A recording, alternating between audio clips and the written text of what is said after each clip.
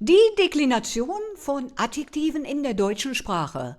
Oder, liebe Freunde, sollte ich euch das so sagen, damit es auch jeder versteht? Die Umwandlung von Eigenschaftswörtern in der deutschen Sprache. Herzlich willkommen, meine lieben Zuschauer und meine lieben Abonnenten, zu unserem heutigen Video. Und ich habe dieses Video heute erstellt, da ich euch heute das Ganze einmal etwas einfacher hier erklären möchte. Natürlich mit Hilfe der Regeln, die die deutsche Sprache uns hier gebietet. Anders geht es leider nicht. Aber ich möchte euch gerne den Vergleich des Lastenausgleichs hiermit präsentieren und zu eurem besseren Verständnis hier auch ebenfalls, ja, ich möchte bald sagen, zeigen. Ihr Lieben, und wir kommen sofort zu dieser Idee, die ich habe, wenn ich die Deklination der Adjektive erklären sollte. Schaut euch das bitte an, wie ich das Ganze sehe. Und zwar ist das Adjektiv das Wort, welches einen Lastenausgleich. Der Kran übernimmt im Moment gerade diesen Lastenausgleich für das Teil, welches vorne hier dran hängt, damit das Ganze nicht umfällt. Und genau so ist es in der Satzkonstruktion, liebe Freunde. Der Lastenausgleich ist hier einfach dafür da, dass das Adjektiv eine gewisse Last übernimmt, wenn die Satzkonstruktion funktionieren soll und unser Kran oder die Satzkonstruktion nicht vorne überkippen soll. Das ist für mich ganz einfach die Deklination der Adjektive. Und es ist natürlich so, dass dieser Lastenausgleich nur funktionieren kann, wenn gewisse Gegebenheiten oder Regeln da sind, um diesen Lastenausgleich hier auch anzustellen. Oder auch die Deklination, Umwandlung von Adjektiven oder Eigenschaftswörtern hier so erklären zu können. Und da nehme ich jetzt wiederum die Regeln der deutschen Sprache, damit es ein jeder versteht, in Kombination mit meiner Idee des Lastenausgleichs. Wir schauen uns das Ganze an einem Dokument an und ich zeige euch, wie das Ganze vonstatten geht. Wir haben natürlich nach wie vor, und das kann ich leider niemandem wegnehmen, keinem Zuschauer und auch keinem Abonnenten, keinen Lernenden, leider müssen wir es weiterhin so ausdrücken, die Deklination der Adjektive, das bleibt leider so. Und meine Idee dazu ist einfach nur, dass ich euch hier die 3 Regeln erklären möchte, die die Deklination der deutschen Sprache zu bieten hat. Wir haben einmal die schwache Deklination oder für uns, ihr Lieben, die schwache Umwandlung des Eigenschaftswortes. Wir haben einmal die gemischte Umwandlung des Eigenschaftswortes und wir haben einmal die starke Umwandlung des Eigenschaftswortes. Und jetzt benötigen wir einfach nur noch dazu die richtigen Gegebenheiten, damit unser Kran nicht vorne überkippt und die ganze Satzkonstruktion hier wunderbar funktioniert, wenn wir uns einfach nur die Eigenschaftswörter in der Deklination ansehen. Wir fangen mit der schwachen Deklination an, so ist es, erst einmal wenig und dann immer mehr werden lassen, so ist es richtig. Wann, liebe Freunde, verwenden wir die schwache Deklination oder Umwandlung des Eigenschaftswortes? Wenn der König Nomen seinen Wächter mitbringt, also das Nomen bringt für gewöhnlich in den meisten, oder ich möchte bald sagen, in jedem Satz sein Artikel mit, um das Ganze dann hier für das Nomen so bereitzustellen, dass das Nomen weiß, ich bin männlich, ich bin weiblich, ich bin neutral oder neutrum, so sagen wir das ebenfalls. Und ich habe die Anzahl Singular, also ich bin nur ein Stück, oder ich habe die Anzahl Mehrzahl, also Plural. Das ist das, was der Artikel vor dem Nomen kommuniziert. Jetzt gehen wir her, möchten aber unseren König Nomen beschreiben. Und das können wir ganz hervorragend und dafür sind die Eigenschaftswörter da, das Adjektiveigenschaft zwischen diese kleine harmonische Beziehung des Nomens und des Artikels zwischenschieben. So gehört das in der deutschen Sprache. Wir schieben ein Adjektiv zwischen diese kleine, wunderbare Partnerschaft und auf einmal ist dieses Adjektiv erst einmal im Positiv natürlich dazwischen geschoben. Erst einmal. Positiv bedeutet, ich habe ein Adjektiv, also Eigenschaftswort, in seiner Grundform. Eine Grundform gibt es für jeden Teil der deutschen Sprache. Hier ist es für dieses Adjektiv erstmal das Positiv, so nennen wir das erst einmal. Und wir können dieses Positive, also Grundwort, Eigenschaftswort, deklinieren, umwandeln, wenn wir dieses Wort zwischen einen Artikel und den Nomen setzen möchten. So sieht es aus. Nun steht unser Adjektiv erst einmal da. Und wenn unser Nomen einen Artikel, seinen Artikel, der, die oder das mitbringt, dann ist das Adjektiv nicht mehr mit so viel Arbeit belastet. Und das ist mein Lastenausgleich. Ihr seht also, wenn ich eine Gegebenheit habe, der, die oder das, der Artikel steht vor dem Nomen, dann habe ich jetzt hier wieder mit einem Lastenausgleich zu tun, der aber sehr schön über dem mitgebrachten Artikel abgefangen wird. Also ist es so, dass wir hier bringt das Nomen seinen Artikel mit, dann habe ich schon fast eine vollständige Beziehung, die funktionieren kann. Und die schwache Deklination, Umwandlung des Adjektives, hat jetzt nur noch zur Aufgabe, dass es unser Nomen doch bitte beschreiben soll und sich an diesen Kasus, also den Fall der deutschen Sprache, anzupassen hat. Wer, liebe Freunde, nicht weiß, was ein Kasus ist oder ein Fall, der schaue sich bitte mein voriges Video an. Ich lege euch gerne hier oben in diese Box hier, in diesen Monitor, eben den Link rein für dieses andere Video, welches ihr euch unbedingt dann auch noch anschauen solltet. Da erkläre ich auch auf einfache Weise, so wie ich es einfach denke, nicht wie die Lehrpläne es vorschreiben, wie man den Kasus durch die ganzen Artikel rollen lassen kann. Weiter, wir sind immer noch bei unserem Nomen, der seinen Begleiter mitgebracht hat und das Adjektiv haben wir nun dazwischen geschoben. Also, das Nomen bringt seine Begleiter mit, so hat das Adjektiv nicht mehr ganz so viel zu tun. Und hier haben wir es dann mit der schwachen Deklination zu tun. Weiter geht es. Wenn aber kein Artikel zuvor vor dem Nomen steht, und auch das gibt es durchaus, dann fängt dieses Adjektiv die Arbeit ebenfalls mit ab. Denn auf einmal muss unser Adjektiv die ganze Last tragen, weil unser Nomen einfach gesagt hat, dass frisches Brot keinen Artikel zuvor braucht. Frisches Brot riecht aus der Bäckerei am besten. So können wir einfach hergehen und uns diesen kleinen Artikel zuvor, der, die oder das, bei Brot wäre es der Artikel das, können wir uns gerade sparen, weil wir dem Adjektiv die komplette Arbeit, so möchte ich es gerne ganz salopp sagen, so wie es wahrscheinlich auch jeder versteht, aufbrummen. Wir legen die ganze Arbeit jetzt hier auf das Adjektiv und es muss dem Nomen jetzt ebenfalls sagen, wie es beschaffen ist. Es muss sich an den Kasus anpassen, also an den jeweiligen deutschen Fall. Und es muss dem Nomen ebenfalls bitte sagen, ob es männlich, ob es weiblich oder neutral ist. Und dann wäre es auch noch schön, wenn es das Nomen obendrein auch noch bitte beschreiben könnte. Und damit sind wir in der starken Deklination, wie man es hier an meinem mitgebrachten Text auch sehen kann. Markiert habe ich es.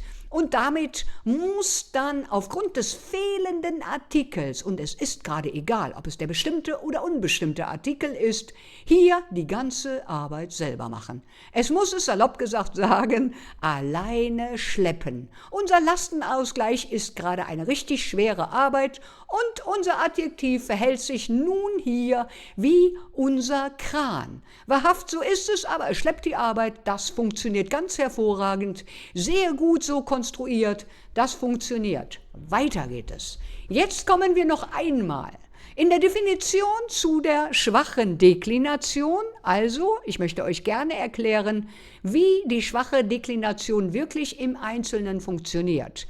Die schwache Deklination ist die Deklination, Umwandlung des Adjektives oder Eigenschaftswortes, welches wir hier verwenden, wenn der Satz oder das Nomen, natürlich das Nomen, seinen Begleiter mitbringt, dann muss das Adjektiv nur noch ganz wenig verarbeiten hier und dann ist es wieder so, dass es hier einfach nur noch dem Nomen erzählen muss, hey, du bist jetzt einfach so beschaffen, du siehst so aus und dann noch an den Kasus anpassen und das war die Arbeit gerade in der schwachen Deklination. Jawohl, der Artikel vor dem Nomen ist hier gerade Chef.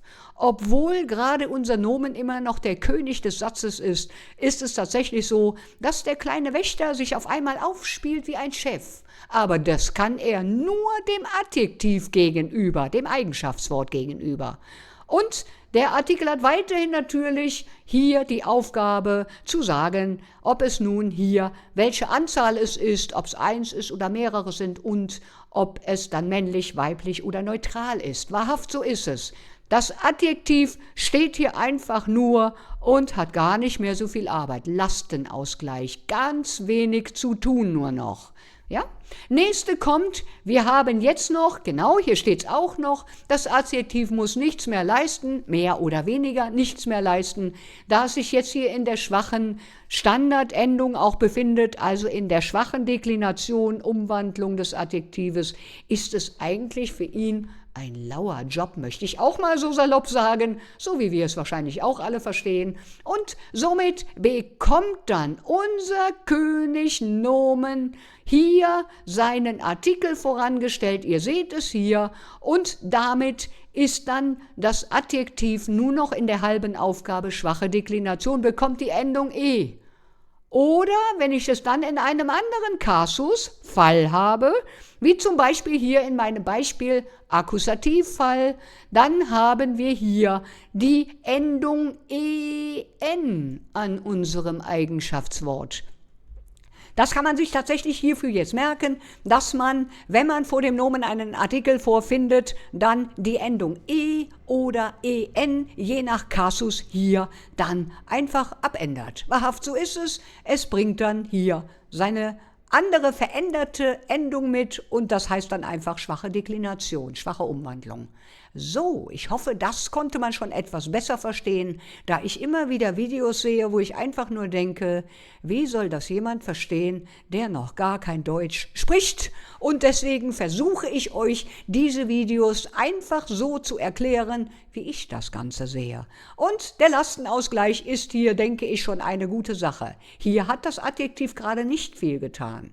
Wir kommen zur gemischten Deklination. Gemischte Deklination sollte euch eigentlich sofort sagen, jetzt hat das Adjektiv doch mehr zu tun. Mehr zu tun, nicht alles. Es hat jetzt schon etwas mehr zu tun als bei der schwachen Deklination. So, die gemischte Deklination ist ebenfalls die gemischte Umwandlung des Adjektives, damit dieses Adjektiv zwischen einen unbestimmten Artikel und seinem Hauptwort, Nomen, Substantiv, Nennwort, wie immer ihr den König des Satzes nennen wollt.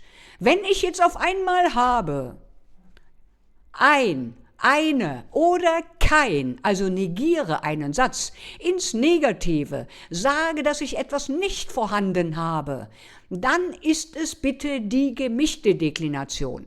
Wir hatten eben bei der schwachen Deklination den bestimmten Artikel, der, die, das. Und jetzt, liebe Freunde, haben wir den unbestimmten Artikel, ein, eine oder kein. Und der Unterschied zwischen bestimmten und unbestimmten nur ganz kurz, der bestimmte Artikel, entschuldigt bitte, der bestimmte Artikel ist der Artikel, den ihr vor euch seht, der sich in eurer unmittelbaren Nähe befindet, auf den ihr zeigen könnt. Und das ist ein Artikel, der die Beschreibung der, die oder das bekommt. Und der unbestimmte Artikel ist ein Artikel, den es irgendwo gibt. Ein Artikel ist es, der sich aber nicht in meiner unmittelbaren unmittelbarer Nähe befindet. Ich kann nicht mit dem Finger drauf zeigen und sagen, das hier bitte hätte ich gern, sondern es ist irgendein Artikel auf der Welt. Und das macht gerade den Unterschied aus. Wenn es ein Artikel ist oder eine Artikel, kein Artikel, wenn etwas nicht mehr vorrätig ist, dann ist es bitte hier die gemischte Deklination, also die gemischte Umwandlung des Adjektives oder auch Eigenschaftswortes. Grämt euch nicht, ihr werdet es gleich verstehen. Ich werde gerne noch ein Beispiel hier gleich bringen, damit ihr versteht, was ich euch sage. Weil ich möchte gerne einmal, dass man das irgendwie versteht. Und ihr könnt jetzt schon davon ausgehen, und ich möchte euch sehr gerne dieses Kranbild noch einmal zeigen, dass jetzt die Belastung auf diesem Kran, ja, das ist ein Baukran, genau etwas mehr Belastung ist, da wir uns nun in der gemischten Deklination, also Umwandlung, befinden und die Last des Adjektives jetzt deutlich schwerer geworden ist. Weiter geht es hier. Und wir haben hier kein ist der unbestimmte Artikel, der die gemischte Deklination in einem Satz auslöst. Und weiter geht es. Und wir haben hier diese Artikelwörter, ihr seht es, was ich hier geschrieben habe, sind, ich möchte nicht sagen faul, aber ich habe es einfach mal aufgeschrieben, da ich denke, dass die meisten Leute mich mittlerweile verstehen und ich einen großen Teil meiner Abonnenten auch schon kenne. Das Lernniveau ist da schon wirklich sehr hoch und sie sind schon sehr gescheit und sehr weit. Und wir haben hier ebenfalls die Problematik, die ebenfalls, wenn ich ein Nomen habe, irgendein Nomen habe, ich mache es mal einfach hier, weil das gleich ein unbestimmter Artikel ist, dann verrät uns dieser Artikel erst einmal nicht, ob es maskulin, also männlich oder neutral ist. Ein ist erst einmal ein Nomen. Aber wir wissen nicht, ob das Ganze nun männlich oder neutral ist, also kein Geschlecht hat. Und das kann ich hier gerne aus dem Dokument, schau mal gerade, ob ihr es auch sehen könnt, jawohl, hier übernehmen. Und in dem Fall, wenn wir denn nicht wissen, ob das Nomen nun männlich ist oder neutral unterwegs ist, dann ist es so, dass das Adjektiv diesen Zustand mit seinem Dasein hier ebenfalls bereinigen muss. Es muss dem Nomen bitte in der gemischten Deklination nun sagen, dass das Nomen männlich oder neutral ist. Und das ist der Grund der gemischten Deklination, denn ich habe ja meinen Artikel für mein Nomen habe ich es jetzt hier genommen, habe ich immer noch davor stehen, ein. Und das Adjektiv kann ich jetzt einfach dann dazwischen schieben, ja? Ein neues Nomen, machen wir das einfach mal so. Ein neues Nomen, ein Nomen war es ursprünglich. Schiebe ich jetzt das Adjektiv dazwischen, ein in der gemischten Deklination, ein neues Nomen.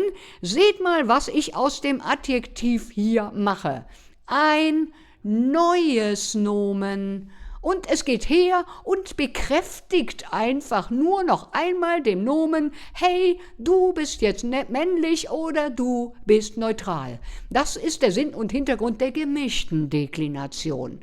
Weil das mit dem normalen bestimmten Artikel ja sofort für das Nomen klar ist, männlich, weiblich, der, die, das oder neutral. Und hier ist es eben durch den Artikel ein, eine, kein, für das Nomen nicht zu erkennen, ja, welches Geschlecht habe ich jetzt am besten. Und so geht das Adjektiv her und sagt, ich übernehme die Arbeit und das ist dann die gemischte Deklination, da das Nomen den unbestimmten Artikel weiterhin mitbringt. Und hier habe ich noch ein kleines Beispiel für euch hier, ihr Lieben, ihr seht es hier, habe ich es geschrieben für euch, ein Baum. Ja, ich sage euch das absichtlich erst einmal ohne das Adjektiv dazwischen. Ein Baum. Das ist jetzt für das Nomen bitte nicht klar, ob der Baum nun männlich ist oder ob er nun neutral ist. Und das ist von Anfang an mitgegeben worden. Im bestimmten Artikel heißt es ja der Baum. Also wissen wir jetzt, dass er erstmal maskulin ist, also männlich. Und das ist die Basis für die unbestimmten Artikel. Jetzt mache ich aus der Baum ein Baum. Und jetzt weiß mein Nomen Baum gar nicht mehr, männlich, weiblich, was bin ich denn hier überhaupt? Kann mir mal jemand helfen, möchte ich bald sagen, ja? Und da setzen wir unser Adjektiv ein und wir setzen das so ein, dass das Adjektiv sich jetzt hier jeweils an den Kasus anpasst, das Nomen beschreibt und dem Nomen ein männliches Dasein geben kann, wahrhaft. Ihr seht es an der Endung er, der Baum, und er ist die Endung. Warum ist es er? Weil es zu Anfang ja der Baum war. Woher kommt wohl diese Endung er? Der hat dieselbe Endung und genau das ist der Grund dafür. Wahrhaft, so hat man das dann einfach an das Adjektiv dran gesetzt und gesagt, na dann geht das ja auch so. Ja, da haben wir eine gemischte Deklination. Ich möchte gerade nicht behaupten, dass wir hier unbestimmte und bestimmte Artikel gemischt haben und einmal die Last auf das Adjektiv so verteilt haben, dass wir den bestimmten Artikel in dieses Adjektiv integriert haben. Ja, aber es bleibt zu vermuten und ich möchte es auch gerne so stehen lassen. Ein alter Baum. Das zeigt maskulin, der Baum ist männlich und das sagt dann dem Nomen, was es ist. Dann haben wir allerdings noch das kleine Problem, dass wir ja den Dativ ebenfalls in der deutschen Sprache beherbergen und es ist wirklich gut, dass es den gibt. Und damit haben wir natürlich auch kleine Fürwörter. Ja, liebe Freunde, manchmal muss man etwas ausholen, um etwas zu erklären, weil der Dativ hat ebenfalls ein Dasein in der deutschen Sprache. Die Kasus sind sehr wichtig. Und hier habe ich ein Fürwort, eine Präposition, die dem Dativ treu ist, also dem Kasus Dativ. Und ihr seht, was hier passiert. Also ist es so, dass ich hier habe mit einem, das ist Dativ, Baum. Wiederum spare ich erst einmal das Adjektiv aus. Noch einmal, die Präposition mit bringt den Kasus Dativ. Mit einem Baum. Jetzt möchte ich aber gerne sagen, dass der Baum ja alt ist. So nehme ich das Adjektiv hier alt und wandle das Ganze um, damit das Ganze hier auch passt, in der gemischten Deklination im Dativ. Ja, das ist eine kleine Besonderheit. Mit einem alten Baum.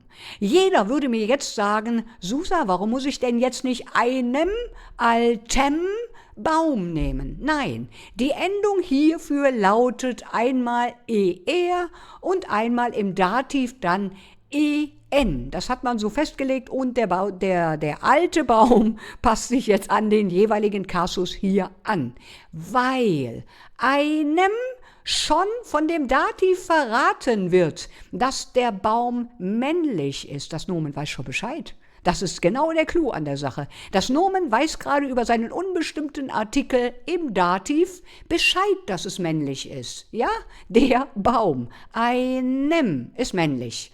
Und das Adjektiv hat jetzt wieder nicht viel zu tun, es entspannt sich, aber genau das ist die gemischte Deklination oder Umwandlung. Jetzt kommt noch das Letzte, was wir hier haben, möchte ich gar nicht sagen, aber die schwerste Belastung, die unser Adjektiv in einem Satz ertragen muss? Nein, so möchte ich es gar nicht sagen, weil das Adjektiv tut das, was es soll. Und wir haben die starke Deklination, so wie es hier steht. Ich sehe das immer auf 2 unterschiedlichen Monitoren, deswegen wundert euch nicht, wenn ich das manchmal hier einmal da sehe und einmal da. Sieht ein bisschen merkwürdig manchmal aus. Okay, weiter. Wenn gar kein Artikel, eingangs brachte ich bereits dieses Beispiel. Frisches Brot riecht gut vom Bäcker. Ihr erinnert euch an den Satz? Frisches Brot. Normalerweise lautet es das Brot oder ein Brot. Ich spare mir einfach den Artikel, weil ich jetzt die komplette Last auf meinen Kran hier verlagere. Der Kran ist unser Adjektiv. Die komplette Last wird jetzt gerade hier übertragen, weil der Artikel, sei er bestimmt oder unbestimmt, vor dem Nomen fehlt.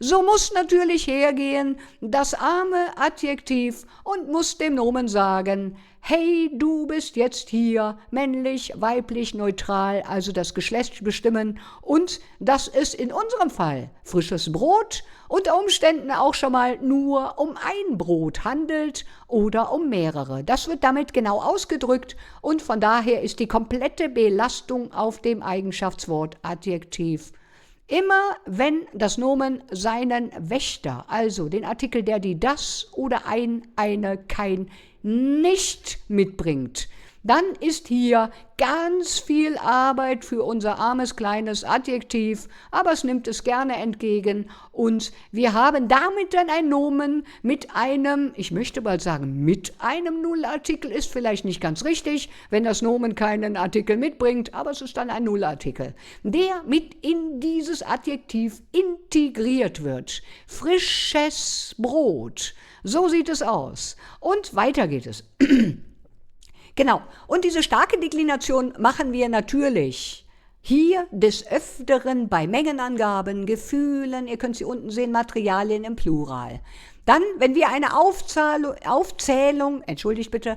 Aufzählung vornehmen oder wenn wir Gefühle ausdrücken, dann ist es meistens so, dass wir die starke Deklination nehmen, weil wir natürlich mit dem Adjektiv die starke Deklination auch noch ausnutzen, um unser Gefühl oder unseren Ausdruck hier noch zu verstärken. Tatsächlich ist das eine sehr gute angewandte Methodik, die man hier nehmen kann, wenn man einfach den Artikel ausspart und das eigentliche Eigenschaftswort noch etwas verstärkt. Frisches Brot. Wenn ich sagen würde, das frische Brot, ist es vielleicht schon hörbar, dass es etwas weniger gerade einen Ausdruck hat und es mit dem Adjektiv in der starken Deklination frisches Brot deutlich mehr Ausdruck bekommt.